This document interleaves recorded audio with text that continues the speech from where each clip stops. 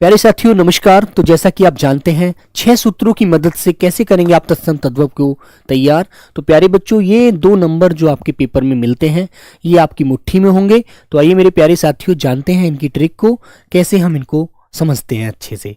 आइए मेरे प्यारे बच्चे। तो बेटा जैसा कि आप जानते हैं तत्सम शब्द हमारे वो शब्द होते हैं जो संस्कृत भाषा से लिए गए हैं, ठीक है। और प्यारे बच्चों तद्भव वे शब्द होते हैं जो तत्सम से ही इनका उद्भव हुआ है, ठीक है मेरे बच्चों। जैसे बेटा उच्च, जब भी कभी आपको आधा वर्ण मिलेगा वो हमारा तत्सम शब्द होगा। जैसे बच्चे संयुक्त वर्ण होगा, जैसे कि मेरे प्यारे बच्चों छह, त्रे, गे ज्ञानी और बेटा शेष श्रेमिक वाला है ना।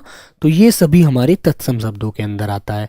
फिर प्यारे साथी आप जानेंगे कि जो हमारे बेटा चंद्र बिंदु वाले वर्ण शब्द होते हैं वे सभी शब्द हमारे तद्भव होते हैं, ठीक है। जैसे बच्चों ऊंचा और बेटा जैसे आपको दिख रहा है इकट्ठा, ठीक है ना। ऐसे जो शब्द हमारे साधारण शब्द होते हैं वे शब्द सभी हमारे क्या होते हैं, तद्भव होते हैं, है ना। तो बेटा अंधेरा, जैसे आपको दिख रहा है अंधेरा है तो अंधेरा आप जनरल बोलते हैं, सामान्य भाषा में आपकी में आता है तो अंधेरा भी तद्भव होगा।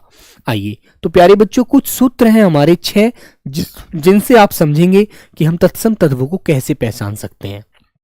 देखो बेटा जब भी किसी वर्ण में आपको 6 नजर आएगा तो वह शब्द प्यारे साथी हमारा क्या होगा, तत्सम होगा, ठीक है। देखो पक्षी यहां देखेंगे आप तो 6 है बेटा, इसका 6 बन जाता है, 6 छाता वाला है ना।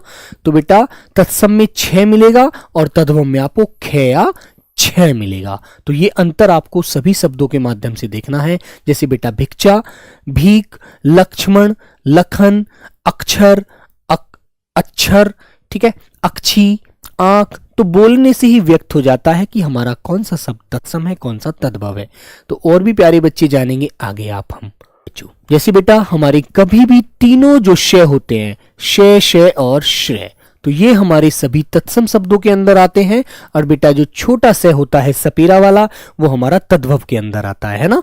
तो प्यारे बच्चों जैसे श्रावण आपको दिखेगा श्रावण, श्रृंगार सिंगार, श्रृंग सींग, अश्रु आंसू, श्रृंगाल सियार, ठीक है। शवशुराल प्यारे बच्चों ससुराल। अब तुम्हें नजर आएगा कि ये यहाँ पर कैसा है बेटा, बड़ा ही कठिन शब्द है। इससे हमें पहचान सकते हैं कि कठिन शब्द हमारे हमेशा तत्सम होते हैं, तद्भव नहीं होते।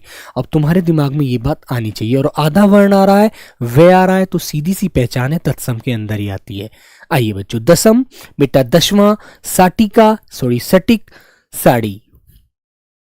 तो बच्चों जब भी आपको वे मिलेगा तो प्यारे बच्चों वो बे के अंदर बदला हुआ मिलेगा। वे वाले शब्द हमारे सभी तत्सम होते हैं और प्यारे बच्चों बे वाले शब्द हमारे तद्भव होते हैं, ठीक है।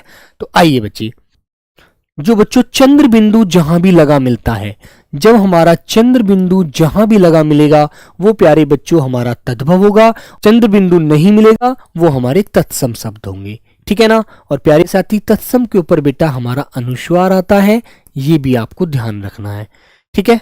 आइए बच्चों आगे की ट्रिक और जानते हैं। तो बच्चों जहां भी रे वर्ण किसी शब्द के ऊपर या नीचे आए तो वह शब्द तत्सम होगा, ठीक है। जैसे प्यारे बच्चों आपको पता है एक ऐसे हम रे लगाते हैं, एक रे हम ऊपर लगाते हैं।